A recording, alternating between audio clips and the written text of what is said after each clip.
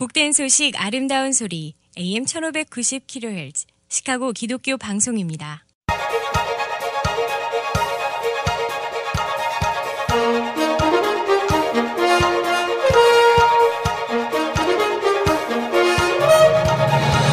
김정일 해설위원의 시사 해설. 세상을 넓게 봅니다. 삶의 지평이 넓어집니다.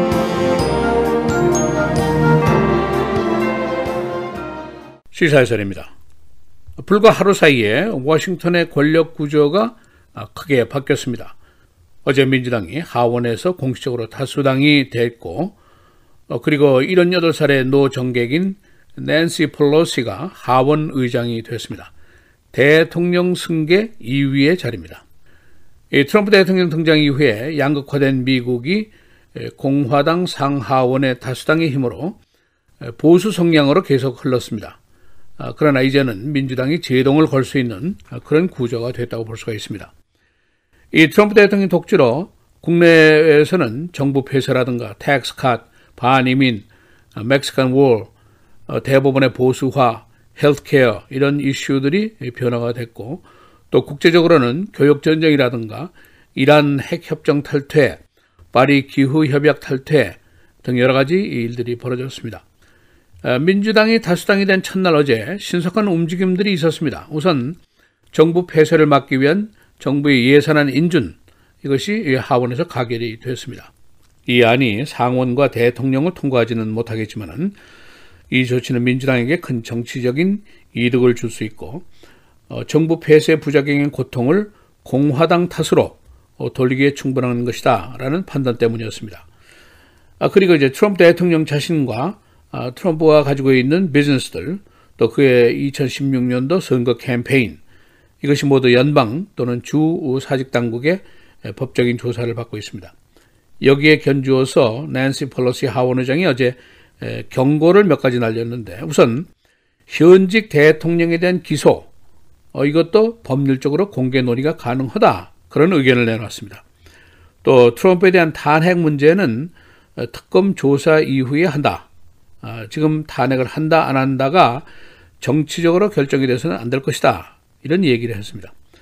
그리고 중산층에 대한 보호라든가 기후변화 대처, 불법 이민자 어린이에 대한 격리 조치, 이런 것들을 다시 생각해보자, 그런 발언을 했고, 또 한 가지 멕시코 벽, 여기에 대해서는 단 $1도 못 주겠다라고 다시 선언을 했습니다.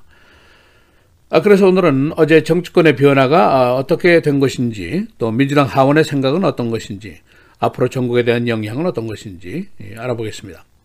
바로 오늘 오전에 펠로시 하원 의장이 화이트하우스를 방문해서 트럼프 대통령과 다시 회동을 하게 됩니다. 당연히 정부 폐쇄를 그치는 문제를 이제 거론할 것으로 예상이 되는데, 그러나 큰 기대를 하는 사람은 별로 없습니다. 그래서 정부 폐쇄 문제는 그야말로 특단의 조치가 없는 한은 곧 끝나지 않을 것이다, 이런 예상이 지배적입니다.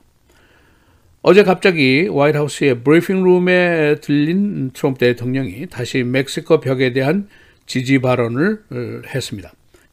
그러나 낸시 펠로시는 No War를 재차 천명을 하면서 아직 우리가 벽을 쌓지 않겠다는 데에 대해서 의심하는 사람이 있느냐, 다시 말하지만은 멕시코 벽은 없다라고 아주 잘라서 말을 했습니다. 펠로시에게 정부에 대한 이제 감독권이 생기게 됐고, 소위 스피너 파워라는 거, 조사권, 이 손안에 있습니다. 그리고 트럼프에 대한 조사는 연방과 주에서 줄줄이 지금 걸려 있는 상태입니다. 가장 급선무가 이제 government shutdown을 끝내는 문제인데, 민주당 하원이 어제 신속하게 정부 예산 지출안을 통과시켰습니다. 그러나 Homeland Security Department의 예산은 2월 8일까지만 통과시키는 것이고, 멕시코 벽에 대한 기금 예산은 없었습니다. 트럼프 대통령은 여기에 대해서 이미 비토를 선언했고, 상원 공화당도 표결을 하지 않겠다고 이미 결정을 했습니다. 그래서 이 예산안 통과는 무위에 그치게 됩니다. 그러나 펠로시가 어제 공화당을 공격하는 거리로 삼았는데, 우리가 지금 보낸 예산안이 공화당 상원 그대들이 통과시킨 안과 단어 한자 틀린 것이 아니지 않느냐, 그대들이 작년에 통과시켜놓고 지금 손을 안 대게 했다는 것이 말이 되느냐 이렇게 핀잔을 줬습니다. 의회는 법안을 통과시키는 것이고 대통령에 송부하는 것이고 그가 서명을 안 하든 그것은 그의 선택이다 라고 얘기를 하면서 삼권 분립이라는 말도 들어보지 못했느냐라고 힐난을 했습니다. 그녀는 또 의회에서 기자들과 만나서 이렇게 강조를 했습니다. 우리는 벽을 쌓지 않는다. 누가 우리가 이걸 안 한다는데 아직도 의심한 사람이 있느냐? That's that. 그러니까 that's it. 끝이다. 이런 말을 다시 한번 선언을 했습니다. 그녀는 NBC 뉴스와의 대담에서 탄핵 문제에 대한 질문을 받고 이렇게 답변을 했습니다. 우선 특검의 보고가 나올 때까지 기다리게 될 것이다. 우리가 정치적인 이유로 탄핵을 해도 안 될 것이고 동시에 정치적인 이유로 탄핵을 안 해도 안 될 것이다. 그래서 좀 더 기다려 봐야 한다는 것이다. 이렇게 얘기를 했습니다. 즉 탄핵 가능성을 부인을 하지 않았습니다. 또 현직 대통령에 대한 기소 문제에 대해서 질문을 받았는데 현직 대통령 기소 문제는 법률적으로 오픈 디스커션의 문제다. 공개적으로 한번 논의해볼 문제다. 라고 얘기를 하면서 역시 가능성을 부인하지 않았습니다. 지금까지 현직 대통령에 대한 불기소 방침은 법은 아닙니다. 그 이유는 대통령이 기소됨에 따라서 정부가 혼란을 겪는 것을 피하기 위한 것인데 즉 sitting president는 임기가 끝나면 기소할 수 있다. 그런 해석이 있었는데 펠로시 하원 의장은 sitting president도 기소할 수 있는지 법적인 논의를 해보자. 이런 정도의 입장을 표명했습니다.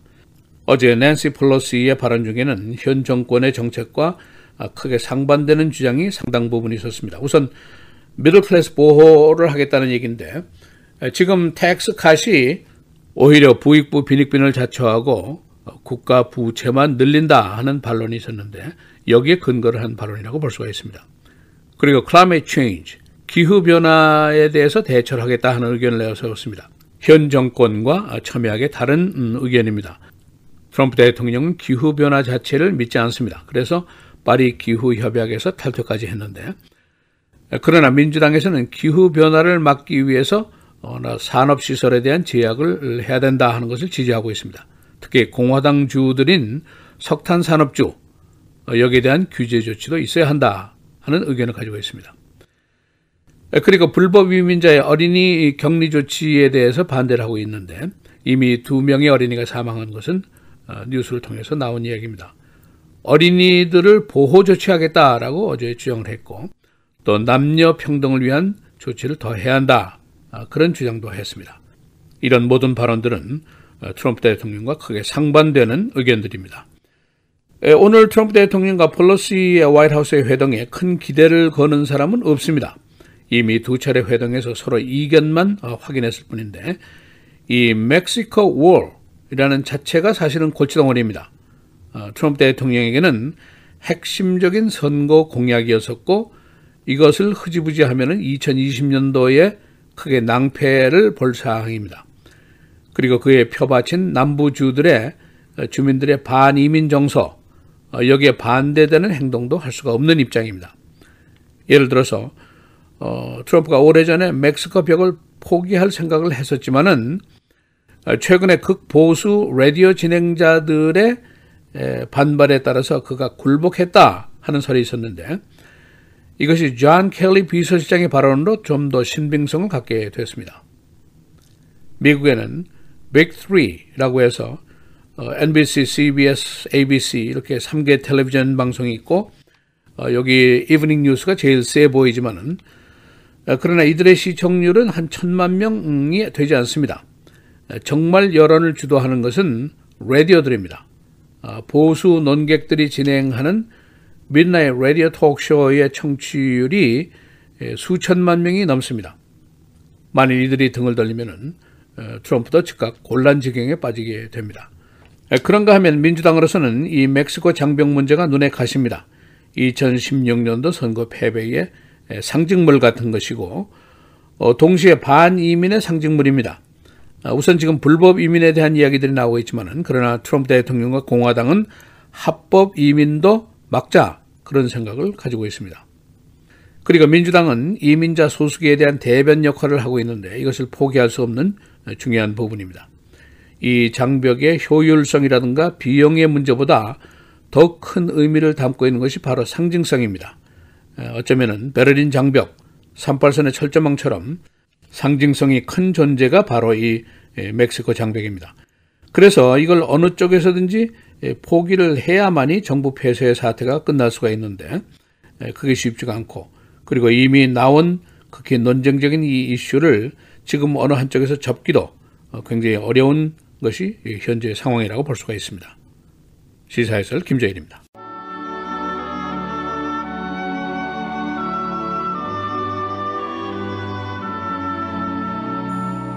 대저 여호와는 지혜를 주시며 지식과 명철을 그 입에서 내심이며 그는 정직한 자를 위하여 완전한 지혜를 예비하시며 행실이 온전한 자에게 방패가 되시나니 대저 그는 정의의 길을 보호하시며 그의 성도들의 길을 보전하려 하심이니라.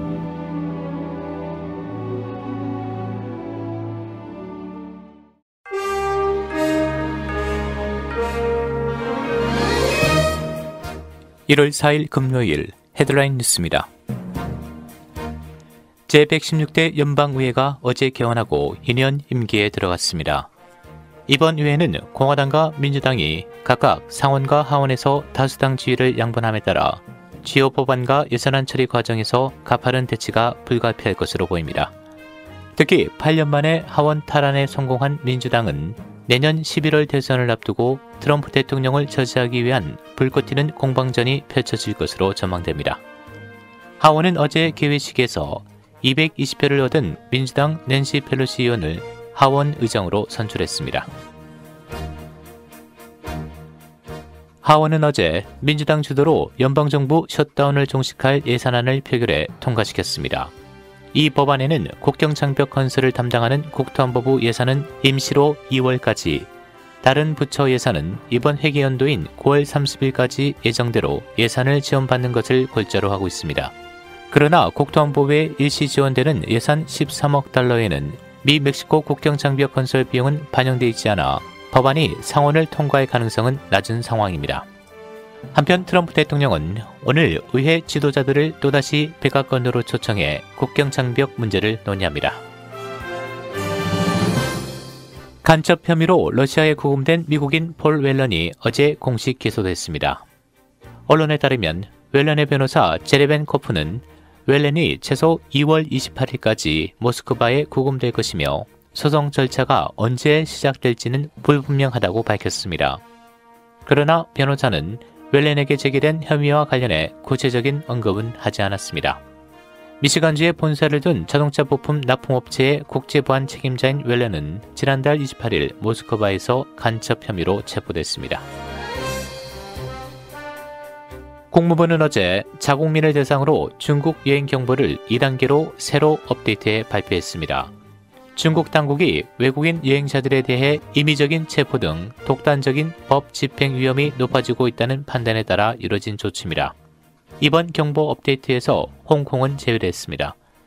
이에 대해 중국 외교부는 논리적으로 취약한 주장이라고 비판했습니다. 폼페이오 국무장관은 어제 미국 정상회담에 대한 낙관론을 펼쳤습니다. 폼페이오 장관은 어제 팍스뉴스와의 인터뷰에서 아직 끝내야 할 일이 많지만 나는 이른 시일 내에 트럼프 대통령과 김정은 북한 국무위원장이 다시 만날 기회가 있을 것으로 확신한다고 말했습니다. 또 미북 정상회담은 우리를 겨냥한 핵무기뿐만 아니라 핵 확산의 위협을 줄여 훨씬 더 안전한 미국을 만들어내는 것이라고 주장했습니다. 그러나 2차 미북 정상회담이 지속적인 협상으로 이어질 수 있느냐는 질문에는 다소 부정적인 답변을 내놨습니다. 연방검찰은 시카고 시의원 에드 버크를 금품 강요 미수 혐의로 기소했습니다. 그는 버거킹 등 영업주들에게 직권을 이용해 그의 변호사 회사로 케이스를 가져올 것을 강요한 혐의를 받고 있습니다. 이 식당들은 내부 수리를 위해 시의 허가를 받고 있었습니다. FBI는 지난해 그의 시의원 사무실을 2번이나 수색했었습니다. 3명의 일리노이주를 대표하는 새 연방하원의원이 어제 선서를 마치고 업무에 들어갔습니다. 네이퍼빌 지역의 로라 언더우드 의원은 하원 사상 최연소 흑인 여성 의원입니다. 금년 32살인 그녀는 간호사 경력을 갖고 있습니다. 나머지는 션 카스틴, 호세 취 가르시아 의원입니다. 다운타운 미시간 에비뉴 워르타우에 미성년자 주말 통금이 실시됩니다. 금년부터 이 지역에는 금요일, 토요일 오후 4시부터 9시까지 18세 이하의 청소년들은 부모의 동행 없이 통행할 수 없습니다. 이는 이 지역 상가 보호를 위한 것인데 작년에 약 60명의 미성년자들이 이 지역에서 패싸움 등 설한 행위를 벌인 적이 있습니다. 날씨입니다. 오늘은 30-40도대 맑은 날씨 보이겠습니다. 낮 최고 45도, 밤 최저 29도. 내일 토요일 역시 맑겠고 낮 최고 49도, 밤 최저 31도. 주일 흐린 날씨 보이겠습니다. 낮 최고 38도, 밤 최저 36도.